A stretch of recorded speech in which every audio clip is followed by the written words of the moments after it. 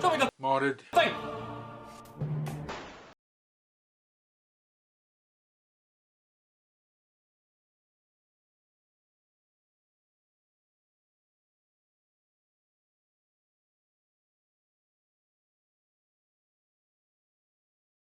G'day guys, Andy Work here. Now my apologies for anybody who sent in blaster submissions to get on the foam skibbing 24-hour podcast. Sorry guys, it couldn't happen. We just didn't have time to organise it. It was quite difficult, especially I am so remote. I'm in Western Australia, so not a lot of time, and it just didn't happen. Sorry.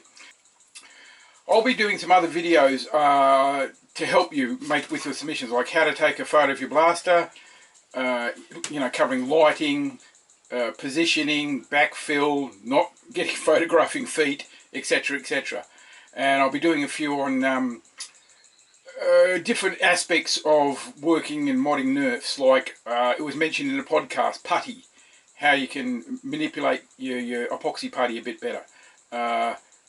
Painting, I'll do a full proper painting tutorial which will simply focus on painting a blaster, not any mods or anything like that, and anything else I can think of. So sorry about that if you missed out, and here we go, on with the show. Show Me the Modder thing is still going on. Submissions by 13th of the month for upload to the 15th of the month. So get building. Right, first up guys, we've got Papa Bludgeon with another little taste of genius. What he's got here is a Falcon Fire he found in his local Goodwill store.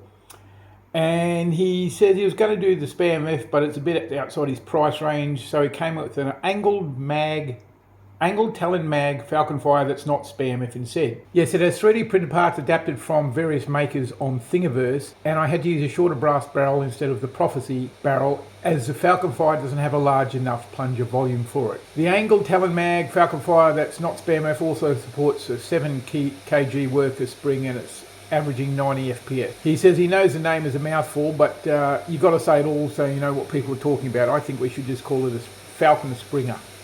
That works for me. Very nice work, Papa. Looks good, and it's a nice cheap alternative to a Spam F. I've looked at those kits, and yeah, they are pricey. I still want to do one. Okay, next. Right, next we've got Colour Punk, and he said this is a blaster called the Happy Corporation's ×7 energy rifle. It has custom lights and can flash to music and is powered by a USB pack. It has a modded barrel and looks with custom stickers, can be controlled by a remote or phone. My God, he goes into some depth, doesn't he? And he's included a little video here which I'll let him explain. You'll see what's happening. I thought I would just quickly reiterate, this does have a sound mod. As you can see, it's going to my voice. So if I tap, so yeah, that's one of the features. Yeah, that's nutso, isn't it?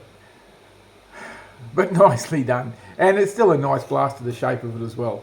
Yeah, he's taken full advantage of the shape and put in all the LEDs and everything. It looks just so cool. Well done, mate. Well done.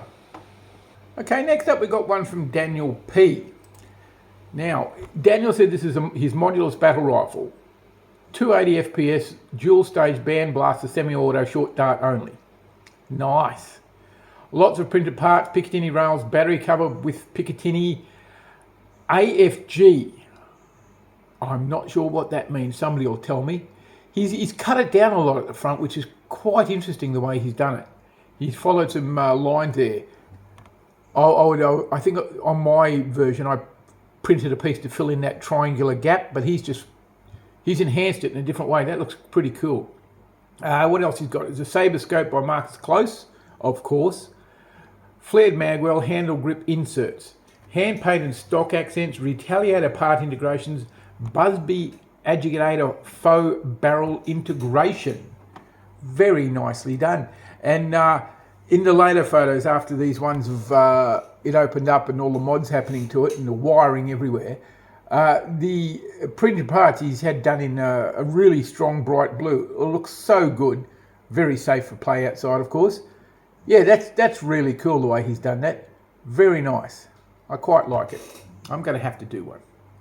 All right, up next we have Edward W. And all Edward says is nothing special, just the paint job. Well, I would tend to disagree, Edward. I think this is really special. It looks very, very nice. The paint on it, just the tan and the orange, just go together so well, and the black accent's great. But the weathering you've done, mate, it's beautiful. The wear and tear on it. Yeah, can't fault it. It's really, really nice. I love the way, even the Chinese characters it appears on it. And yeah, he's just done such a good job. This is such nice work. Just such beautiful work, mate. Really, really looking forward to the next one. Okay, next up we have Ivan V. Or it might be Ivan 5, I don't know. Maybe there's 4 more of him somewhere else. This is Ivan from El Nerf O Loco.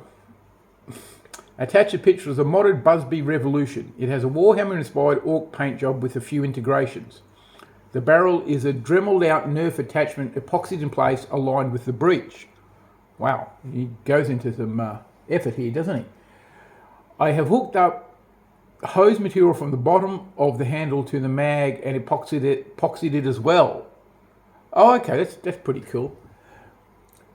Internally is equipped with a Faro upgrade spring from Out of Darts. The air restrictor is removed, the plunger head taped, greased, and brassed up, and the brassed up breech. I also included a custom 18-round drum with Orc insignia to complete the Orc DACA criteria. All in all, this is a really fun blaster to build. Oh, they are, aren't they? I mean, anything Orc themed from Warhammer 40k is just crazy stuff. But this is really, really nice. The colouring, if you know the Orcs, the black and white checks and the red, that's the Goths, I believe. The weathering is so well done. Very nice. Yeah, we got another rising star here in the Nerf cosmetics arena.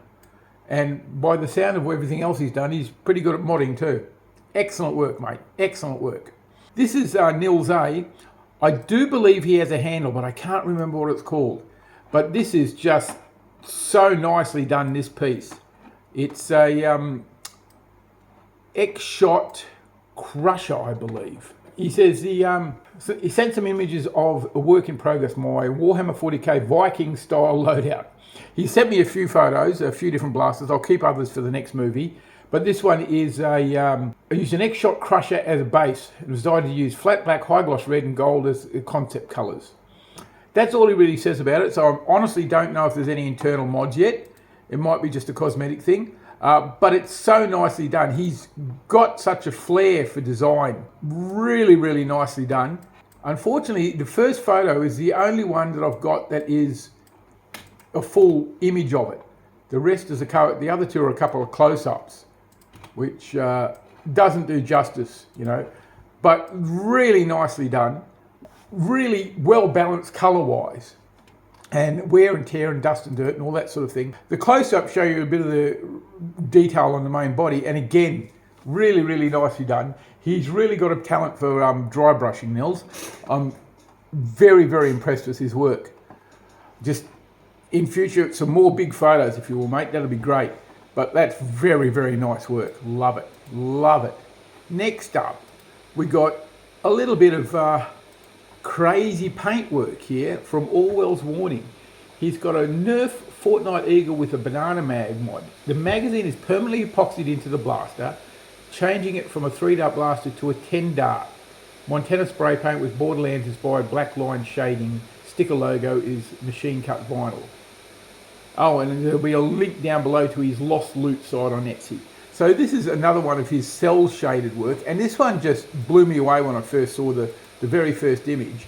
It's just, it almost looks like a drawing, just sitting there on that pegboard. It's amazingly done. Yeah, you know, if he gives up Nerf modding, he's got a career in comic book art, that's for sure. So I don't know the Fortnite Eagle. I'm assuming it's something like the Mega Magnus, where it's top loading. You have to put 2 or 3 darts in. Well, he's just put a magazine to extend it. Very good idea. I've been thinking about doing that, so it's one of mine. Yeah. Looking forward to the next one, mate. Looking forward to the next one. Very nicely done, Orwell. Love it. Alright guys, here's one from Coffin Black Media, and I can't believe I almost forgot this one when I was putting this movie together. This is a Kronos, he says. It hits around 140 to 145 FPS with a 14 kg spring. Internal springs were replaced with heavier ones, silicone grease on all things that slide, silicone oil on the new plunger O-ring, All the little bits you don't normally see on a Cronus were made by me with Tinkercad and printed on an Ender 3 Pro.